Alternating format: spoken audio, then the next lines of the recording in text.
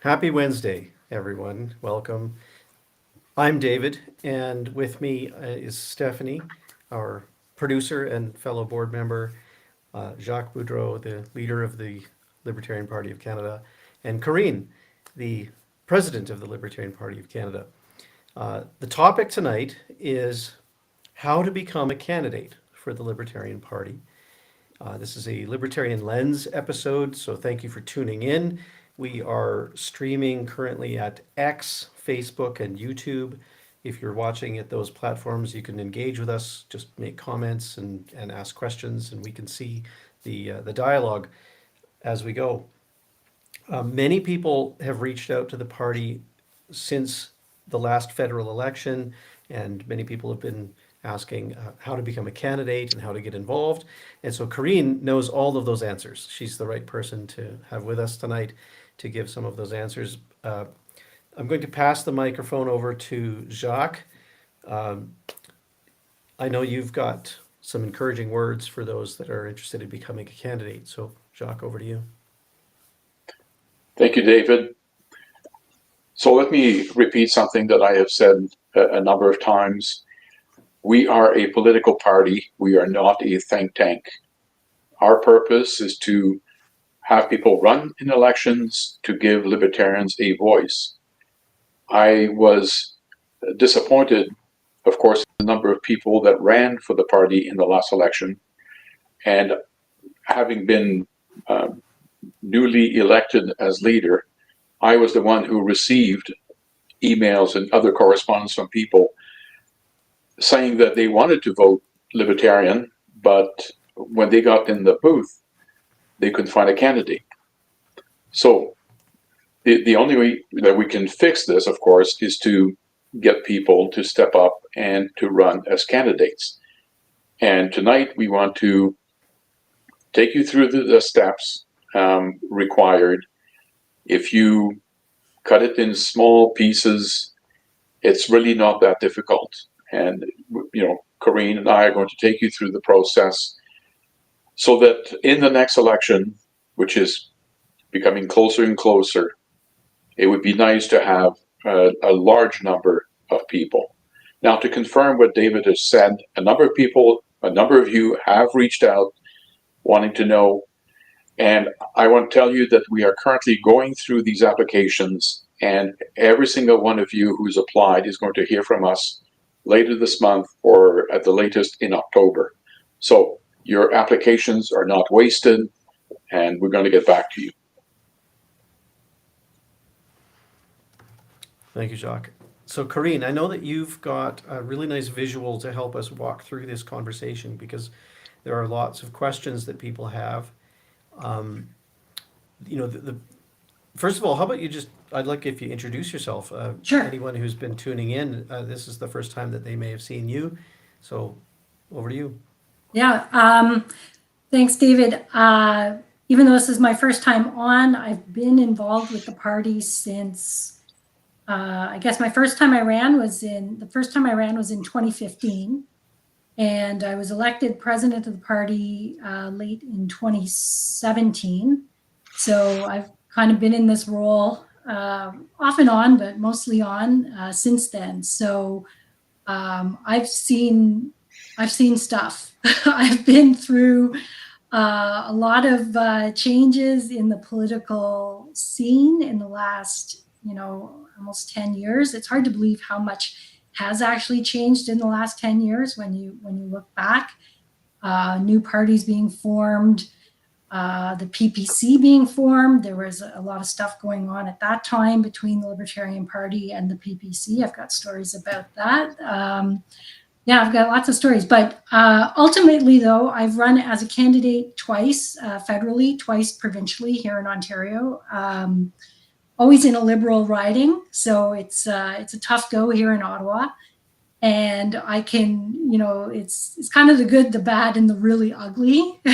My perspective sometimes running, but for some reason something in me keeps coming back, and I decide I probably will be running again next year. So it's almost like once you get the bug, you want to keep doing it. So. Well, we hope so. You have a unique experience in that you've run as a candidate, and so you know what it's like to be in the trenches, so to speak, knocking on doors, and but you also are very familiar with the regulations and being part of the Libertarian Party board as president. I know that you're fully aware of the Elections Canada rules and stuff. Where do you want to begin? Um, I think I want to start with the first question and the why asking when someone decides that they want to run, ask yourself, why do I want to run? And I think that's the first thing you should be thinking about. You shouldn't be thinking about, I'm going to have all these signs, I'm going to go to all these debates, I'm going to talk to all these people, I'm going to change all these minds, and everybody's going to love me, and they're going to love the libertarian perspective, and oh my God, I'm going to get elected, and this is going to be so great. Really think about your motivation, because when you are in the trenches, when you are feeling really alone sometimes out there, your motivation is what's going to keep you going and not get you too discouraged. For me, my motivation was sort of an external, like why I even became a libertarian was a policy that the conservative government brought in. And I said, that's it, I'm looking for a new party. There were some flaky women in politics at the time that spurred me on a couple of times to run as a candidate. But ultimately it was, especially I think it's after the first time you run and you get your result and you see, okay, I got like 0.8% of the vote or 1% of the vote, something like that. But you look at the numbers and you say, well, you know what, 300 people or 600 people or 75 people got off the couch and they voted for me.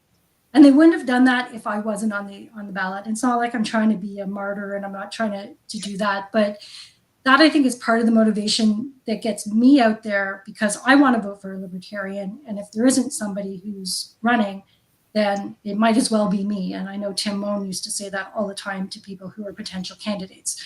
I don't have a libertarian running in my riding. Well, why don't you be the candidate? Another motivation, just to be quick, just to kind of, if you're really passionate about some of the platform items, you're not going to get a lot of opportunity to really shine in debates and things like that. Sometimes it's hard to even get asked a question. But, if you've got something that you really stand for on the platform and it's really important to you, then that's also a good motivation to go out there. I think from what I've seen from most people who become candidates, they do have the right perspective. They've got the right motivation of why they want to be a candidate. Sometimes people are shopping around for a party. They've run for other parties. Yeah, those parties don't want them anymore, so they come to us. And it's kind of a weird thing. I'm sort of thinking, why not just run as an independent? So just really sit there and think about what your motivation is before you even start to fill out the form or anything. And I know that you see many of the applications, and I know you and or Jacques respond to them. Jacques, I'd be interested to hear what sorts of things do people tell you, why are they running? Or why are they interested in becoming a candidate? Well, the last few conversations, it's always the same thing. It's people who recognize that freedom is under assault in the West. I mean, one just has to look at Elon Musk's problems with Brazil right now, or what we went through during the pandemic. I mean, there are people who get it, right? They recognize that we have currently certainly a government that is mostly authoritarian in nature, and they want to fight back.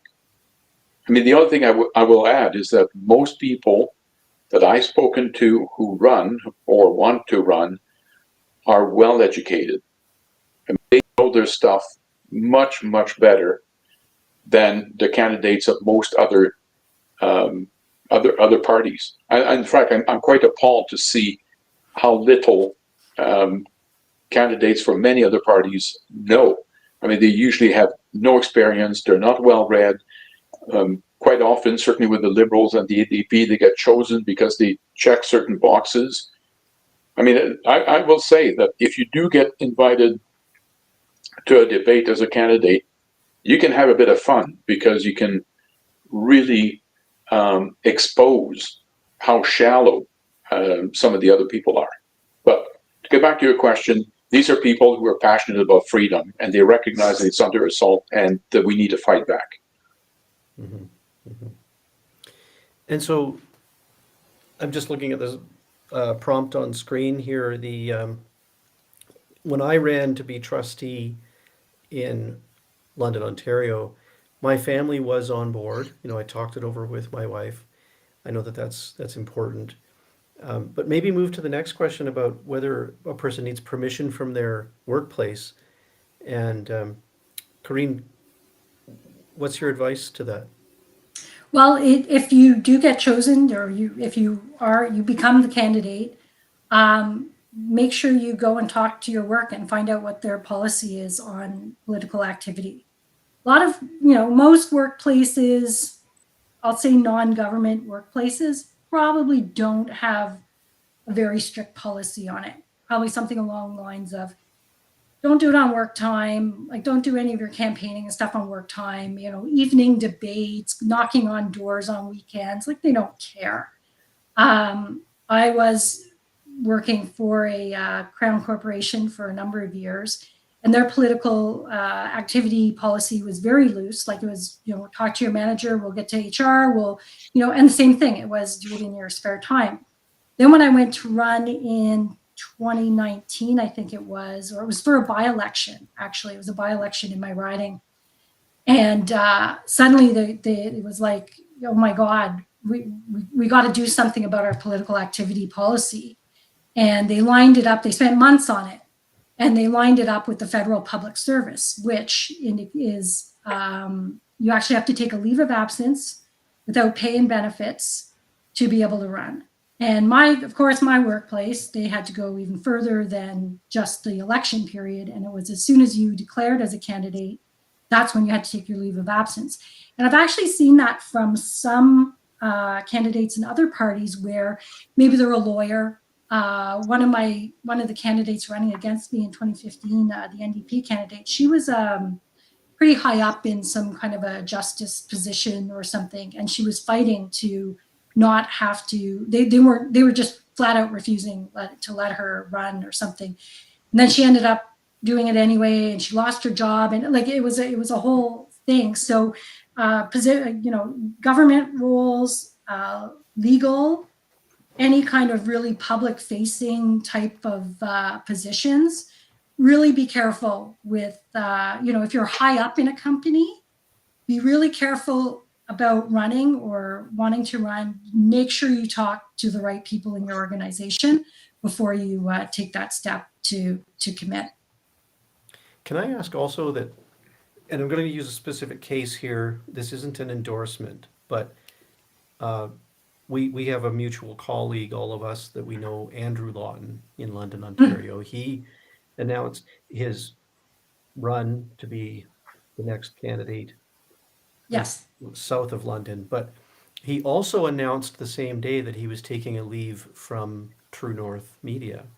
Yeah. And I wonder, can you explain why that would be important to the media company? Like, is it that they can't be seen to be partisan, Absolutely. or is it that any work that he would continue to do for them could be considered campaigning, and therefore it's probably to give that perception of not being partisan. Like, it's the same thing with the government. The federal public servants are supposed to be nonpartisan. So that's why they have to cut off. That's why they have to do this leave of absence, which is ridiculous, because you're still working for the government, but you're not, and everybody knows that you're taking a leave of absence, and it's a pretty ridiculous situation. But somehow that cuts it apart. Media is another one, like you've just mentioned, that I've heard. I think it was some candidates at the Ontario level who they didn't want to run, or they couldn't risk running because they were in media. Mm-hmm. okay, let's say a person has decided they want to run, they're motivated to do so. They've discussed it with family, their employer. Um, where can they find, or how do they then proceed to apply with our party? You know, do they go to our website and find a form? Do they Mhm. send an email to Jacques? How does that work if they want to complete a candidate application? Yeah, I believe it's under our get involved link on the page, and there's a Mhm. candidate application there. Um, Probably needs a little bit of a revisit, maybe get some of the questions, go through some of the questions, make sure that they're still pretty good. One thing I had forgotten when I first put it up there was what riding do you want to run in, because it doesn't automatically pick that up. But it's important to let us know what riding, because we don't have there's no spot on there for, I don't think we have address or anything like that on that part of the form. So But so how then does that it's, work? yeah, If I want to, so I live here, I have to run in this riding, or if I live here, I can run in nearby ridings, or how you does can that work? run anywhere in Canada as Right. long as you get your nomination form, all the things complete for the riding that you want to run in. You can run anywhere in Canada.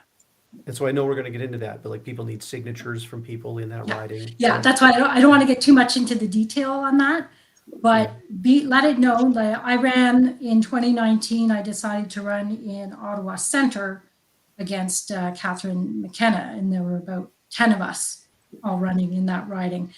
Um, you can it's pretty wide open. The right, like some people, suppose somebody's a student and they're going to school in one city, but their hometown is another city. They might want to run in their hometown instead of where they're currently living. That's a good example. Or, just randomly, you want to, if we're looking for a candidate to run in, I'd love to see candidates in every province and every territory. So if we could get somebody from, maybe they don't live in, Nunavut, but we can get a candidate in that riding. But maybe they live in, somewhere in Northern Ontario or even Southern Ontario, who knows?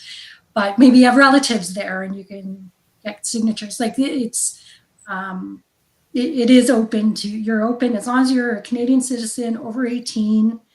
I think there might be one more criteria in there. I'm not really sure, but you can run in any riding in Canada. now this is an important point because, and I know that some people have applied, they've expressed interest, and it can be really frustrating that maybe they haven't received from us the response they expect, or as quickly as they expect. So I wonder if you could talk to that process of like, I know that I shouldn't say we, but I know that a lot of the work is happening just with you and Jacques. So I know you're starting the process to collect the names of people that have applied. You're looking carefully at where they show interest, which ridings they might have shown interest in. And you're intending to get back to every one of them, as Jacques said earlier, either this month or in October. Um, I think everyone needs to, like, if you could please remember, we're all volunteers, and that shouldn't be an excuse exactly, but it does indicate that a lot of the work of the party happens uh, just by the personal motivations of the people involved in the board and other volunteers, and everyone's doing it in evenings and weekends and alongside their, taking care of their babies and doing their regular day jobs. So can you just be a little more descriptive of what process is being undertaken in the next month or 6 weeks to reconnect with those people? So in an ideal world, we would have our regional directors and our regional coordinators and an active VP of political activity in place right now across the country. And that would probably give us about a dozen people or more who could be going Yeah. through this vetting process. And that's Right the now, kind of engine that the bigger parties have, right? They've oh, got these people in place. absolutely. The engines that the bigger parties have are the EDAs, the electoral district associations, where the electoral district association selects, they run the nomination contest. You talked about Andrew Lawton a few minutes ago. So he's one of many people in that riding who's trying to get the nomination for the Conservatives, and it's probably likely going to be a Conservative win. So of course there are a lot of people interested. So they would have to go through, you know, signing up sending up members and raising money, stuff like that. For us, it's not that big of a, we don't have that much of a process. So ideally, to get back to people now, we're going to get our list cleaned up, and we're just going to call, email, whatever it is. Are you still interested? What riding do you want to be in? Okay, great. And we start just filling out our master form of where people are. And then we can, the vetting process is, we don't really have a formal vetting process, which I think is kind of, I don't know if other parties do, if the big parties do. They must have something. I mean, we've talked about it in the past, like, do we get people to get a police check? Do we, we can go through people's social media. We can, check. We can only do so much to really vet people and talk to them, find out where they're at and whatever. So it's really kind of it would be more of a one-on-one sort of, let's have a chat for 15, 20 minutes. Maybe, I don't know, Jacques, you know better than I do. You probably speak to people for about an hour when you're talking to them, and just try to, find out, again, back to the motivations. Have you looked at this? Have you thought about that? Okay, well, it sounds like you're a good fit for here, and we'll slot you in. And not much after that, after being, being told that you can have that riding and you'll be the candidate, we should be getting you up to speed on your nomination process and all that stuff before the end of the year. Yeah, we'll get into that. We're going to walk through some of that in this conversation. For people that, so as you're going to undertake that process, is it your suggestion that people please be patient and you're going to reach out to them? Or that or is there some way that you would like some people to expedite this and like reach out and, reconnect with yourself or Jacques right away if they're raring to get started? What's the preference here? Because I don't want to create work and overburden anybody, but what's the best way to handle that? I want to say, I hate to fall back on the be patient because it's such a horrible thing to say. And we've been saying that for years, but that's the reality of where we're at. Jacques, I know myself, I'm not prepared to start fielding phone calls in the next month, hours of my time, either every night or whatever. But Jacques, if you want to, I know we have an Ontario regional coordinator that we have to connect with and some people out west possibly. I think, a week or two is like as soon as we're going to be able to get back to people right now. Okay, fair enough. Yeah. I should add that I've had 2 or 3 calls with people who reached out to me directly, at leader at libertarian.ca instead of, I guess, or maybe in addition to filling out the form. I'm happy to talk to people, and in fact, I use that as sort of a vetting element because I'll repeat myself, but one thing that I insist upon is that, and I think most people who are listening will recognize that for the average Canadian out there, we are on the fringe, right? That there's something a little bit odd about libertarians. Well, there isn't, but that's their perception. And I want to make sure that people understand that we cannot feed this perception by acting like a bunch of nut jobs. We have to know our stuff.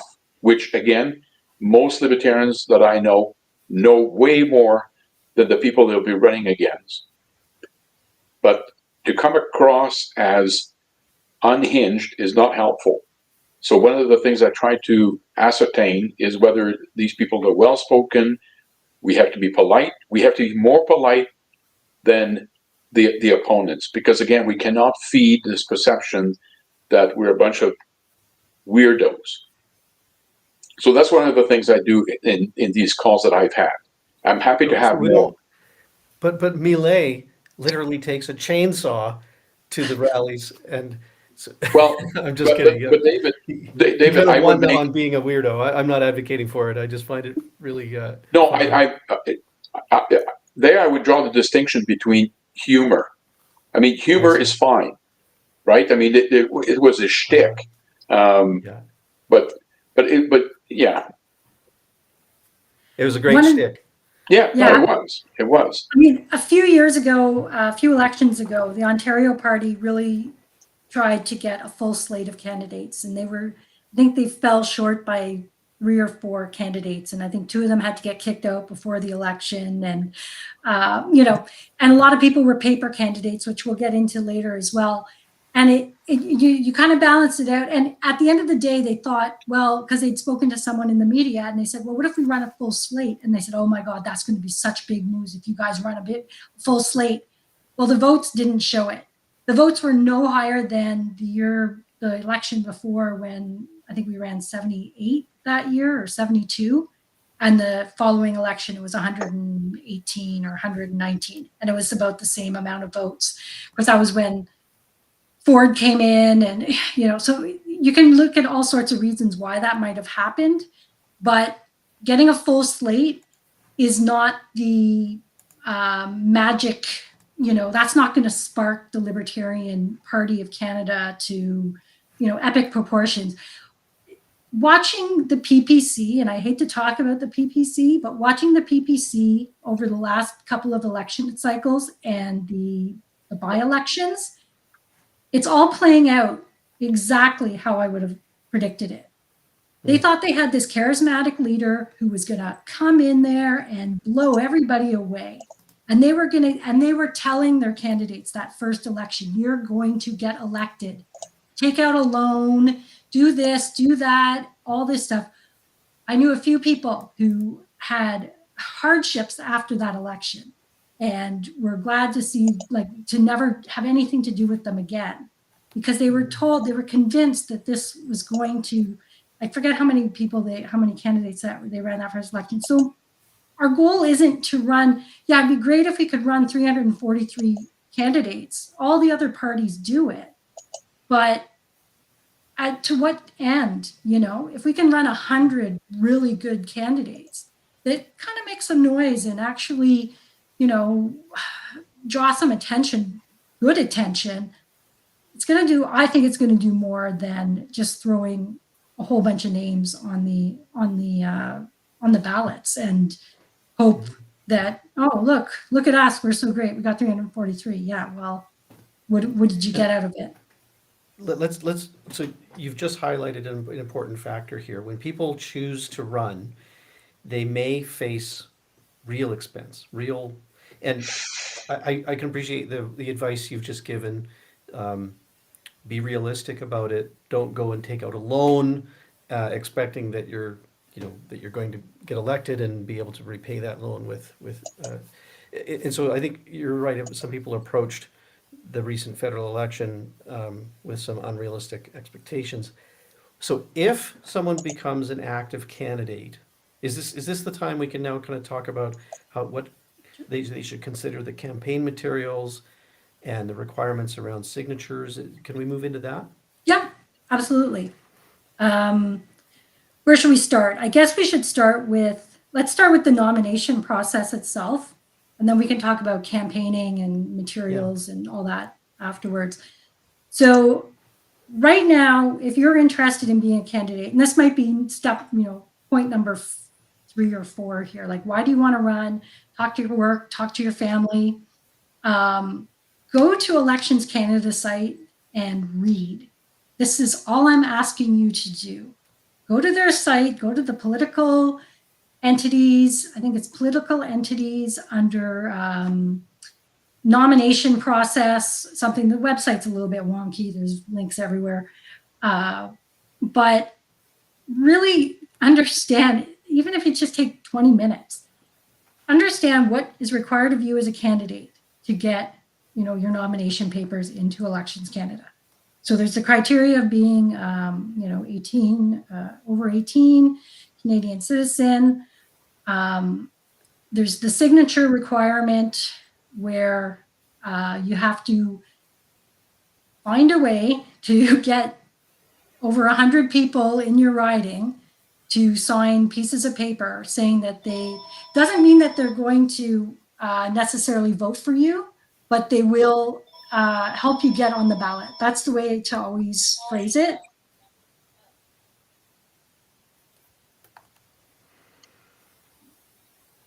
Sorry, I heard a phone.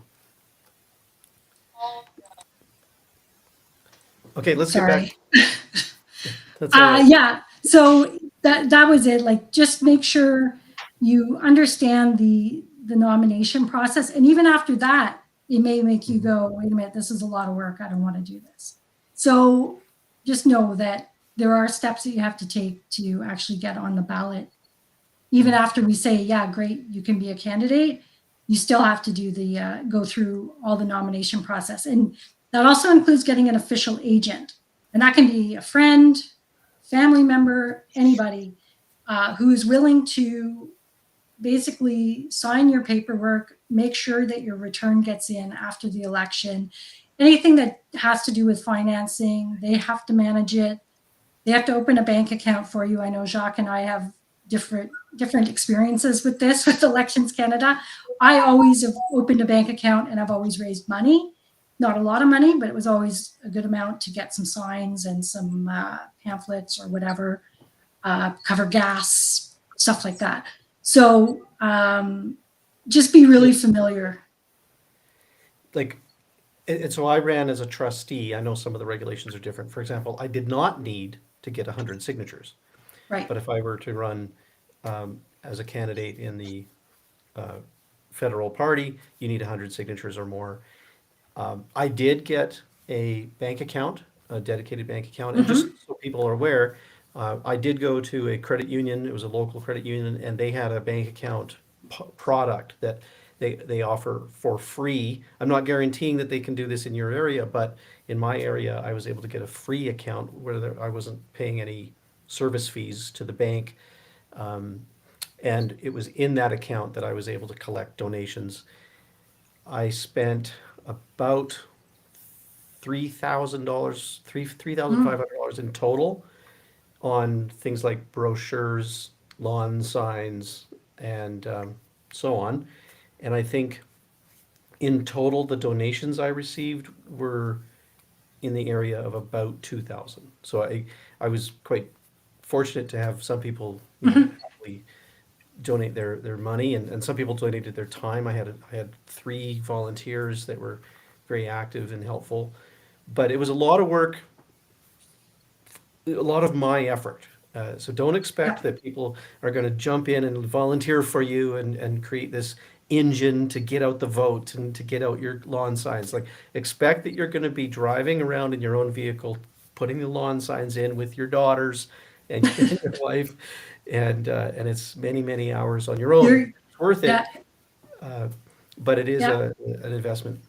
And it's everything that you spend in like I started in the first election with 50 smaller signs and 6 large signs. Now I think I'm down to about 31 smaller signs and I think 5 of the large ones. But you're going to Home Depot and you're buying wooden posts.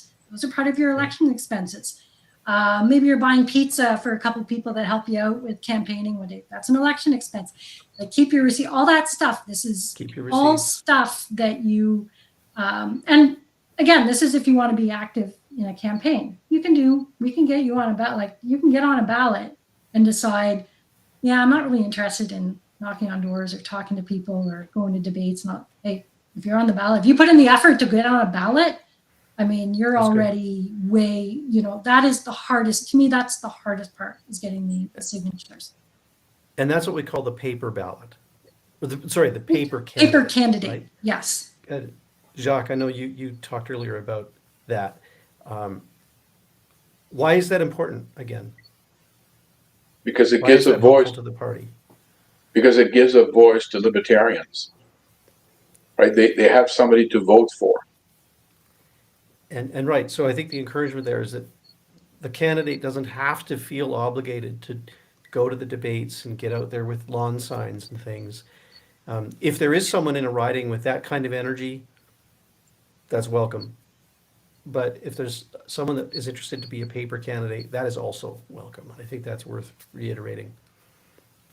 Yeah, I mean, I know. let's keep things in perspective here too. Again, I don't want to overwhelm people with the amount of work that they might have to do. I think if it's going to be your first run, I'm a big believer in the KISS principle, right? Keep it simple.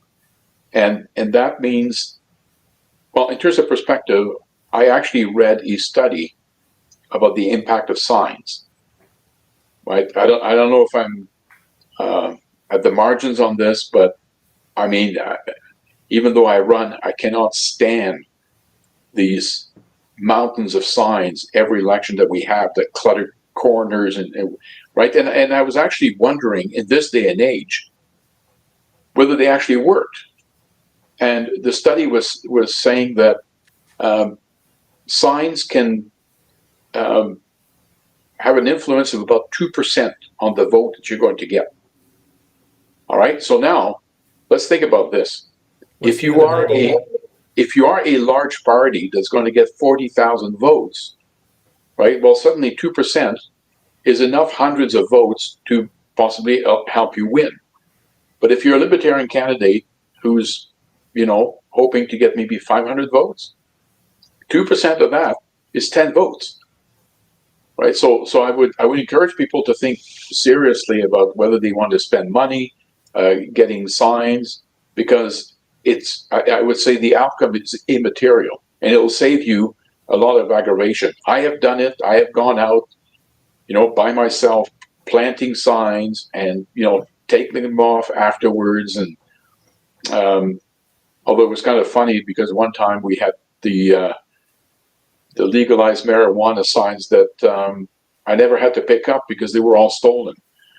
So maybe there's a lesson there in terms of getting signs that are attractive to other people. But my I point had a again couple of signs is, that were, sorry to interrupt, but I had a couple of signs that were vandalized as well. And that's always an interesting experience. I will never put my face on a sign. Will never put my face on a sign. It'll get a mustache, right? It'll get a little goatee. That's Horns. the best case. That's the best case scenario. I'll put it that way. I've seen something around. Yeah. Something else I was going to blackface. say.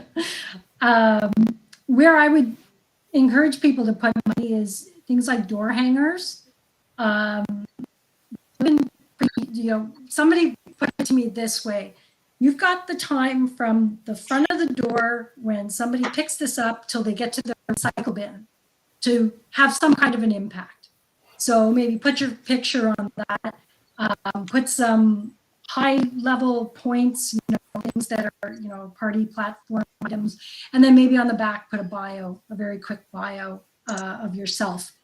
And those, if I had the extra money, if I had enough money to be able to pay Canada Post of all places, but where they do the mass mailings, it's very, very expensive to try to hit, 8,000 households or 4,000 households. But again, this is what the big parties can do. They can hit all the households in a riding because they've got, what is it, 100 and close to 200,000 that you can probably raise in a campaign. And it's nothing. They've got signs from past elections. They bring those into the next election, maybe get some new ones. So this is where you're working from. You're just grassroots. You're out there for 3 or 4 hours yourself, maybe putting door hangers on or doing whatever you can. You want to stand on a corner with a sign and wave it for 2 hours, do that too. I mean, it could be effective. You never know, because I mean, the other parties do it. They go out to the bus stops on a Tuesday morning when all the commuters are coming, and they're all out there with like 15, 20 people.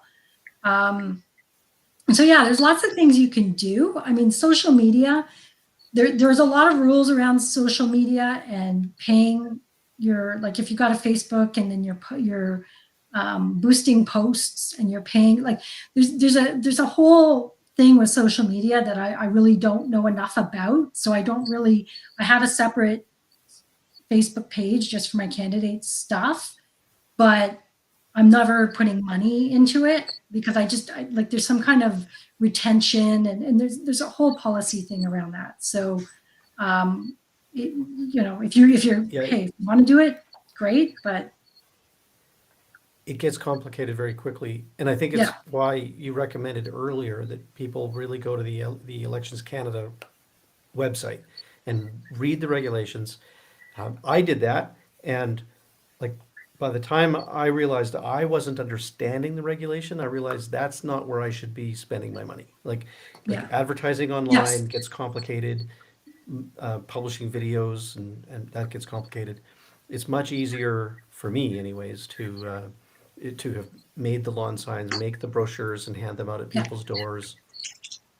Even These are doing clearer something expenses, because also recognize that after the election, there's a period of following the election where you're then expected to document all the income and expenses that you experienced as a campaign or as a candidate, and report that to Elections Canada. Yeah, like even if you wanted to you know, do, so like something that I've never done, but it's not too daunting, is like, say you had a spaghetti dinner fundraiser and you charge $50 a plate, and then people got a tax receipt for $25 because the cost of the dinner was $25 or something. Those things are very cut and dry, and it's easy to separate. Okay, yes, we'll give people, they know they're going to get a receipt at the end of the campaign for $25. And this part was to cover, the spaghetti dinner part of it, whatever. So, there are things in there that you can do for fundraising that are much simpler. So, keep it simple. So that covers a lot of questions that people have around what they could do today, what they could do before an election. Can we move into, there's a whole other set of questions that relate to election time. The writ is dropped and now it's election time. Any advice? Actually, I'll back up just a little bit on that, because for the signatures, if we say to you October 12th, you're our candidate in this riding, October 13th, start getting your signatures.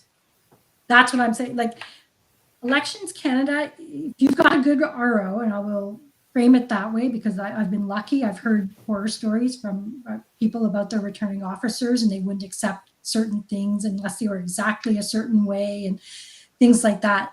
But the risk you take of getting a signature now versus like if the election is in September next year or October next year, that person maybe has moved. I think it's about a 25% rate of move, addresses change. That's what Elections Canada kind of puts as the baseline. In a typical year, they'll see like that kind of a turnover in addresses. And but Elections Canada, they're usually, the returning officers are very generous. And when I've gone to get signatures, my best luck, even though it takes a long time, is really going door to door. And sometimes you'll get the door slammed in your face. Sometimes I tell people I'm Libertarian Party. Sometimes I don't. I don't know. It all depends on the day. Sometimes you hit a house where there's a family with 3 kids over 18. And it's like, oh, here, my best afternoon ever was when I hit a complex of university students. And it was like Tuesday afternoon. I think I got 35 signatures in about 2 hours, which was remarkable. And they were like, they were home and they're asking me questions about the election and how do I get on the voters list and things like that. I was like, yeah, and they're like, oh, my roommate's here. You want me to them to sign? Yes, So you can kind of luck out. Otherwise, some people have a lot of luck when they're standing in front of a beer store or a liquor store.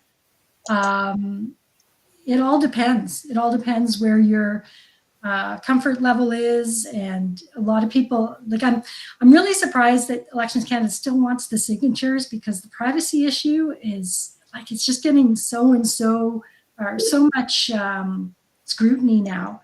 And people will sometimes ask me like, well, let me look at the sheet. What is this? Who does this go to? Why are you getting my name and my address and my postal code?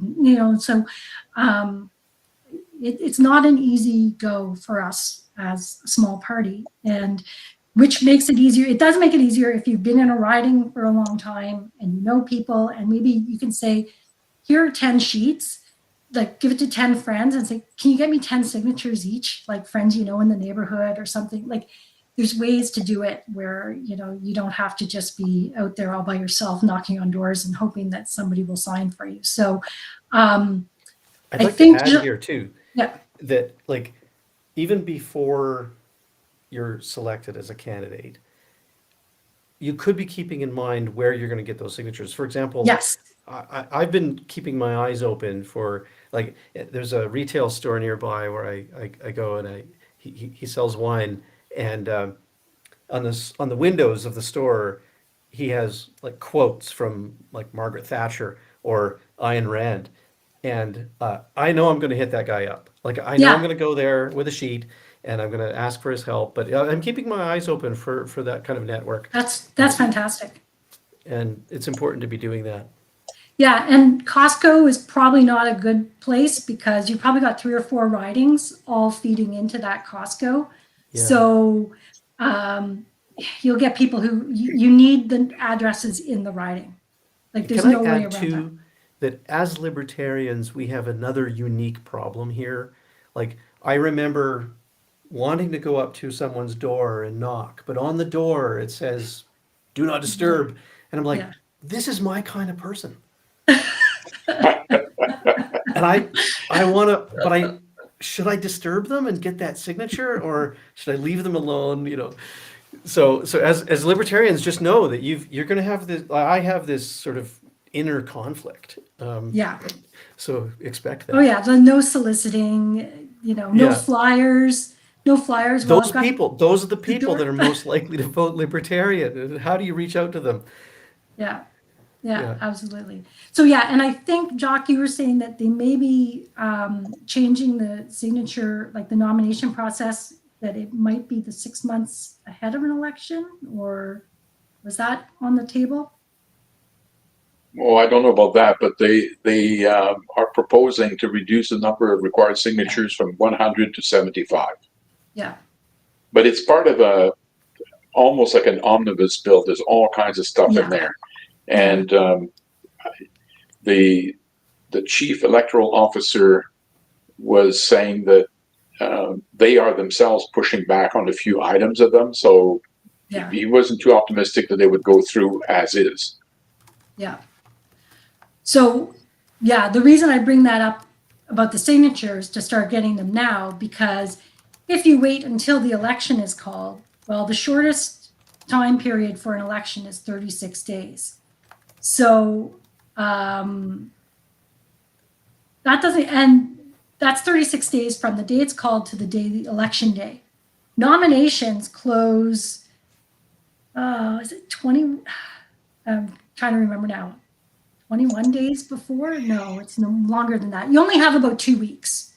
If you just hit the ground running the day the election is called, you have at most 2 weeks, and that's get your signatures, get an appointment with your returning officer, and that's have them go over those signatures for the next 2 days, blah blah blah blah. Like you've got to count back and make sure you get your signatures in at least 3 or 4 days before the nomination closes, probably even more than that, because if they reject any, you're back out on the street looking for more signatures.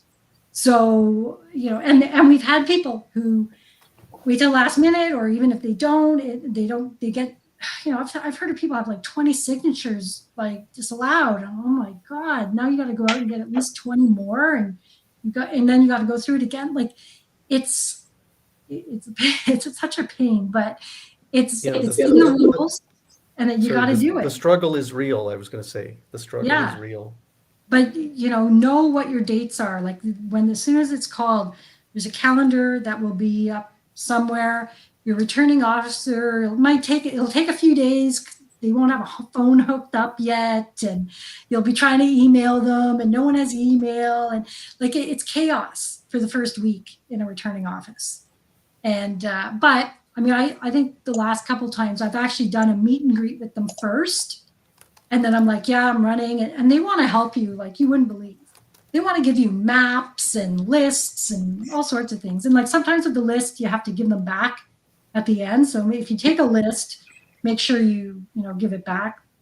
Yeah, you're supposed to give it back when you're done or something. But the maps are awesome. Like you get these nice big wall maps that you can put up with your writing, and you can draw on them. And oh yeah, I did all these streets, or this pocket here is very libertarian minded. Stay away from this area over here because I know they're not. So yeah. I think that's good advice. We've got a good suggestion from Alec here. If you have any sort of anti-government protests going on in your riding, I bet that would be a good place to get those signatures. That could be good advice. I think you have to watch out for, I mean, not to speak for everybody here, but anti-government protesters tend to be a little bit more paranoid about giving their information to the government. So you have to keep that in mind. But yeah, that is a good idea if there's anything going on in your riding. I know somebody who he was regular at his dog park and got some of his signatures at the dog park. It's creative. You got to get creative. You just do. So people are creative. I think that they'll figure that out, and they'll take some of the suggestions from this conversation or others. So let's move into these other. There's another category of problems when the election is called, and some of the questions that come up here. I guess just walk us through that. Let's say the election is called tomorrow, and you're already a candidate for the Libertarian Party. What then? Well, hopefully, yeah, you got to get your signature. Okay, so there. Actually, that's a good question. Even when the election is called, you can be collecting signatures still, correct? Yes. Oh, yeah. Because I've been there. That's not a chicken and egg problem. That's a simple, like the regulation is very straightforward there.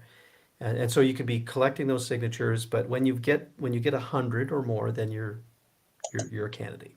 You're on the ballot, right? Then yeah, once you get into your nomination. Now there's also on the party, it's up to us. Elections Canada sends out the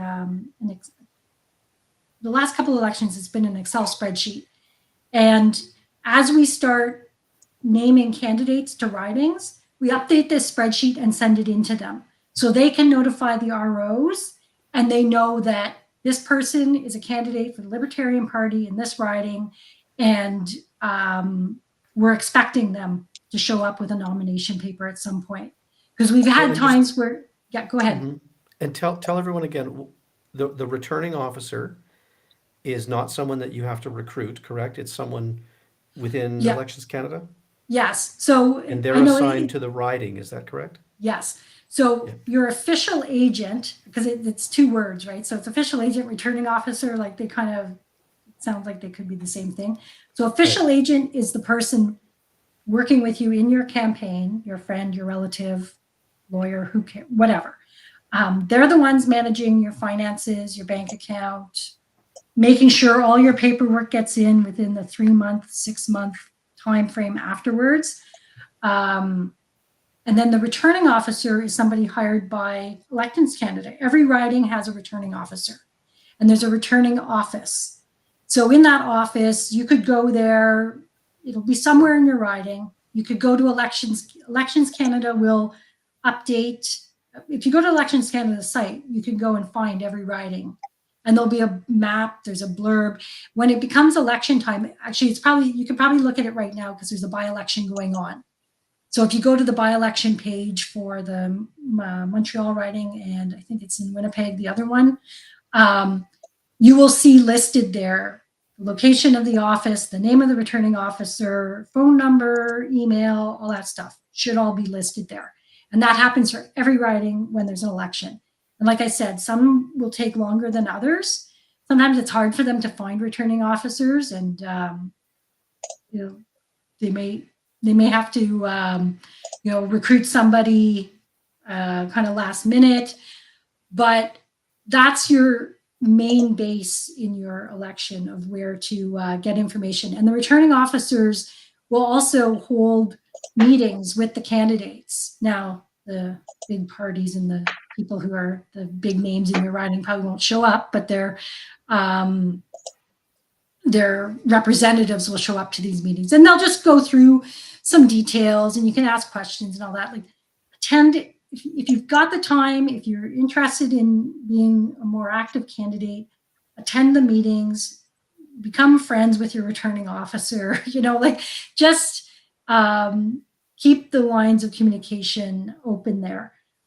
One thing I want to just kind of inject here right now, I've been talking a little bit about the reporting and your return, a candidate return that has to get in within a certain time period after the election. If you don't get your return in and you don't ask for an extension, and then you miss that in whatever, you get put on the list. You get on the list with Elections Canada and you're not allowed to run. And we have that list from, I think it's going back about 4 or 5 elections at least, of people who have run as candidates who didn't get their returns in, and now they can't run. And we don't always know that's happened, because I think I've mentioned this to them at Elections Canada. Can you let the party know, not just, after the fact, kind of, that, oh, by the way, this person didn't get in and get their return in and now they can't run. It's kind of giving me an idea. I should probably ping them and see if there's an updated list from whenever. It should probably be pretty static. There hasn't been much happening since 2021, but And so these are people who have not submitted their return, which means they haven't reported their financial statements. Yes. And this is a bad thing because it's too easy to use the campaign process to raise money and then use it in nefarious ways. Yeah, but I mean, maybe some of our candidates didn't even open a bank account or whatever, right? But maybe they did. And so it's just one of those rules that you have to follow. You have to get the return in. And if you don't get it in and you do want to run and you're on that list, it can cost you thousands and thousands of dollars in legal fees to go before a judge and do all this stuff to try to get yourself back on to be allowed to run again. So it's so critical. Right. So we're covering some important points here about what to do while the election is underway, while the campaign is underway, the importance of the returning officer and knowing them. Now, getting on the ballot, I think we've covered that now. Are there any other questions that we should address about getting onto the ballot?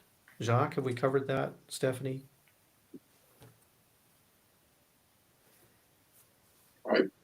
I think it's all good there. Yeah, I think we're pretty comprehensive there. If anyone watching does have questions about that, please reach out. Now, there's something important that's not yet on our screen, and that is the get out the vote. Okay, so and I think we should address that in a future stream, perhaps not tonight, but there's a lot of effort that could be put around, the day of the election, and being a scrutineer and stuff like that. But let's talk about after the election. And I know you've already reminded people the importance of submitting your paperwork, getting your financial return in. Is there anything else about being a candidate that people have to be aware of after the election? If you And have, let's presume that you've not won the seat. So winning Yeah. the seat, that's a whole nother set of problems. But let's presume you've not won your seat. There are some things you have to do to officially sort of shut down your campaign and close things up and tie yeah. off loose ends, right? And again, like this falls to your official agent for the most part. Close your bank account, fill out your forms. Most of the stuff is online now, so you can just you don't even have to email it in or whatever. I think you can. It's called a PESC, and I think I do mention it in one of these. The political entity. It stands for something, PESC, and every candidate can get one. They encourage you to do it, and there's all sorts of information in that Elections Canada site, in that PESC account, where it'll kind of guide you along, like this is what you need to do, this is what you need to do. And so yeah, after the election, it's kind of a back and forth digital signature thing, I think, with your official agent. So like the candidate does their part, official agent does their part, things get sent off. 8 months from now, you might hear from Elections Canada and they'll say, we didn't get any of your stuff. And you're like, well, yeah, you did, because I signed it, So there's sometimes like things, it's kind of weird, but you may hear from them way down the line. So until you hear everything's good. And so I have a question for Jacques on this point, because I think it's important that people understand that when you run as a candidate, it's almost like you're, what's the right word, liable to Elections Canada, not the Libertarian Party. So, Jacques, let's say I'm a candidate with the Libertarian Party. What are my obligations to the party versus my obligations to Elections Canada? Is there a way to really make that distinction easy to understand? You're asking me a question I have never thought about before. I mean, in terms of the obligations to the party. The reason I'm asking the question is that this PESC account, the PESC, a candidate is logging into the Elections Canada portal made for candidates, and there are certain requirements that they have to address with Elections Canada directly, not through you, not through the party, but directly with Elections Canada. I would say the only side of it that the party really sees is that Elections Canada does let us know up until, the 6 month point, who hasn't, they'll send out lists every month maybe, who still hasn't put in their return. So that is something they do keep us, aware of it up to a point. And But then they it don't goes. chase the party for that, do they? No, it's just kind of an awareness for us to go chase down people. I think that's a very important point that David's hitting on, is that once you are a candidate, most of your dealings will be with Elections Canada. It's not with the party. It's not the party that's going to be collecting your signatures. We're not going to be doing your returns for you. Like, that is between you and Elections Canada. I think that is a very important distinction for people to realize. Yeah, I mean, we're here for advice and to help and to and I'm more than happy to give you. Yeah, and I'm more than happy to give you the list of the 15 members who are in your riding and go out and contact them. Oh, that's important too. So we get lists, right? And like postal codes and things like that. So we can pull from our database, members in a riding. And like I say, 15, 10, some of them 2. You might get lucky and there's 25. I don't know. But again, it's only as good as the data. So you may reach out to these people, and about a third of them probably have moved, and they're in a different riding, which actually is good information coming back to us, because then we can update our databases. So, which is a tip, by the way. So even before you're a candidate, the things you could be doing today is to be networking and encourage that network to sign up as a member of the party, so that they can support you, and that we've got the right mailing address and phone numbers for them. Exactly. I guess that's the other thing. You're named the candidate in October 12th, October 13th, start getting your signatures, but also start getting known in your community. Go out and go to events, or tell people that you're going to run, or whatever, however comfortable you are with it. The only other thing I wanted to say about after the election, if you do have signs, I think you have 48 hours to get your signs down. I mean, there's still signs hanging around months later for the most part, and people can complain and you will get charged if they decide to do that. Is it 48 hours? I think it's only 48 hours, I'm pretty sure. Yeah. Like sometimes you'll see them out there the night of an election, you already see people starting, the parties picking up signs. Yeah. So, This is yeah, where make a phone good tests are list. very handy.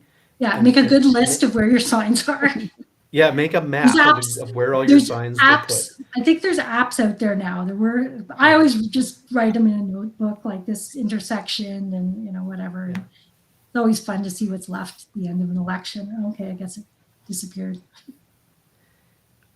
We have no further questions right now, but I know that we have some people watching at YouTube and Facebook and Twitter, X.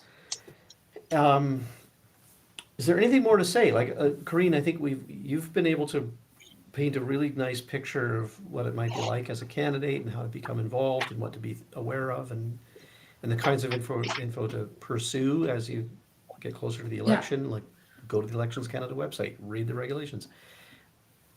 Anything else? So, producer Stephanie, is there anything coming in that we should be? Any other questions we should? Yes, something we did cover, but this person says that they are late to the stream. Do paper candidates help the party, Jacques? Yes, they How do. so? Because too many people wanted to vote Libertarian or want to vote Libertarian on a regular basis. They go into the booth and they cannot find a Libertarian candidate. As a political party, we exist to give a voice to Libertarians. If we don't have candidates, they cannot vote. So paper candidates help, and they help enormously. You will see kind of an update from me in the near future, I mean, to the members anyway. But I remind you that in the last election, the Marxist-Leninist Party, the Rhinoceros Party, the Communist Party, all fielded more candidates than we did. And the Rhinoceros Party they do not have a serious platform. Yeah, that's correct, right? So unequivocal answer from my perspective is that it helps because it gives a voice to libertarians. Yeah. I think that's a Absolutely. great note to end And with. there, sorry, just to expand, they're asking you about pros and cons. Sure. Well, I don't see any cons other than maybe somebody giving you grief saying, well, yeah, I saw your name, but you didn't do anything. Never mind those talks. At least you're giving a chance to people to vote, which is the most important thing that we can do at this point. And maybe you get comfortable and the next election you run again, then you're more than the paper candidate. But given the low level that we're starting from, I'd be happy to field 100 paper candidates in the next election. It would be a considerable improvement. It would be the best showing we've ever had. Right. Um, So I hope that answers the question or the questions. David, back to your question of like anything else I'd like to cover. I'd be happy to come back, another time and dive deeper into some of these subjects if people have other questions, because we can certainly, get into more about what it's like going to debates, or just be ready. You're going to get people contacting you directly, and voters that want to know what your views on are certain things. Having Instantly. bios, yes, having Instantly. a bio. The day that your candidacy is announced or that it's published by Elections Canada, you will get your inbox will fill with. I think people are out, and not just libertarians that will fill your inbox. It's actually other lobby groups that will then start peppering you with questions to see where you stand on the policies that are of interest to them. I was surprised by that. I kind of enjoyed it because it gave me a way to think through these important questions and figure out ways to respond to them. If I were to show up at a debate, I'd have things to talk about. But expect that. Yeah. Yeah, you get a lot of attention. It's surprising. And I mean, again, the political landscape's changed a lot because there are so many parties now, and sometimes the ballot has, 12 candidates because there's so many parties. But if you're lucky enough to get asked to do a community debate, because a lot of times they just pick the 3 or 4 main parties, right? And you're not even included, and they don't call it an all candidates debate. It's just whatever. But you'll hit a few communities where they're like, we want everybody on stage. So it's here in Ontario, we've been lucky with Rogers Cable, where they've always held a televised. They tape it, they pre-tape it, it's about an hour long, and then they replay it throughout the election period. So every candidate gets a chance, like an opening, a closing. You can fight for trying to get in there with an answer to a question. So yeah, we can get into more of that kind of thing if that's what people are interested in. We can cover more of the Elections Canada side of things. Whatever. And I think the timing for that is important. I know that this month, next month, you're undertaking the process to reach out to the people that have expressed interest, that have made an application to become a candidate. And so we should bring you back. Yeah. Yeah, it's like I said, it gets under your skin, and you've like after it's done, you're like, I'm never doing this again. And then the itch kind of hits you again, and you get dissatisfied with the government, and you're like, okay, yeah, I know it's going to be hard work, but might as well. So Stephanie, is there one other question you wanted to bring on screen? Well, just about sending the background check and candidate background form, but I believe when you're filling it out on the website, it should just populate into the website. There's no else that you should need to send it afterwards. Yeah, I think it just gets collected with the other data points, and then it goes into our export to Excel. And then this last comment, I think, is maybe something we might want to expand on at another session, like support in terms of policy, like just walking through, I guess, what people could expect out of a debate or how to prepare for something like that. I think maybe we could do another session talking about that kind of stuff. Yeah. Like this one about being support for a paper candidate. I mean, really, to be a paper candidate, all you're really doing is, it's getting your signatures. But if you're following to a T the Elections Canada rules, you're still going to need an official agent. You're still going to need to open a bank account. Even if it has no money in it, you open it for 3 or 4 months, and then it gets closed, and it's just paperwork. So paper is a good name for it. It's not just your name on a piece of paper, but it's a lot of paperwork that's involved. So it's just, again, we're happy if you want to put in the effort. Yeah, and I get a sense from that comment that there might be other questions in there that we could tease out. Yeah. So we know we're going to bring Corinne back, and we know that we really appreciate everyone that's been tuning in. We're at about an hour, coming up to an hour and 15. Maybe to wrap up then, any last comments from Jacques?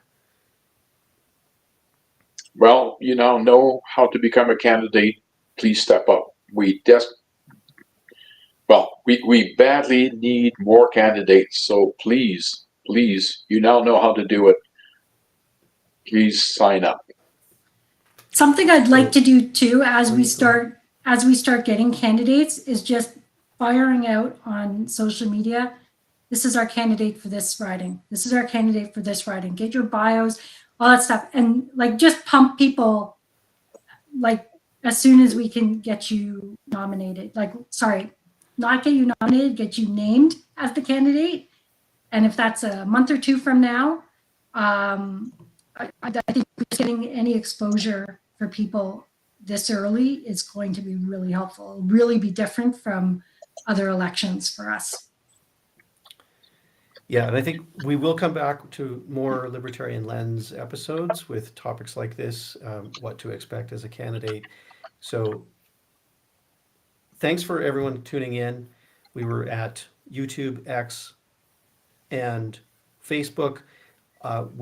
We're struggling a bit with the Rumble API. Through Rumble, you can't make comments with us in live, in real time, but we do publish the videos at Rumble afterward, so you can catch us there as well. And I think let's call it a night. Yeah? Yeah. Thanks, guys. Thanks, everyone. Thanks, everyone. Thanks, Corrine. Thanks, Stephanie. Bye. See you Good night, soon. all.